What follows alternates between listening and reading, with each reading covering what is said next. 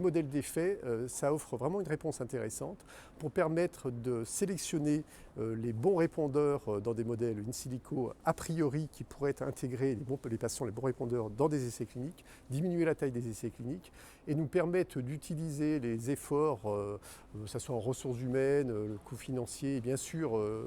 les patients, le potentiel patient, de la meilleure façon possible pour, à travers une masse de drogues candidates, une masse de drogues qu'on essaye de mettre tout en combinaison les unes avec les autres, quelle est la meilleure combinaison qui mériterait d'avoir en développement clinique pour permettre que les patients ne soient pas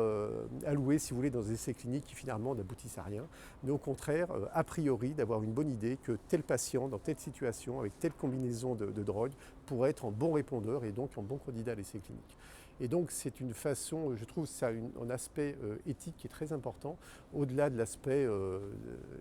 innovant et de sélectionner les meilleures drogues, c'est de permettre aux patients d'avoir une réponse thérapeutique la plus adéquate possible et dans les meilleurs délais possibles. Donc ça me paraît évident, ça me paraît clair et je trouve que l'oncologie et les chercheurs en oncologie, que ce soit les biologistes ou les chercheurs en recherche clinique, a tout intérêt à s'intéresser de près au modèle d'effet et la recherche in silico en général en oncologie.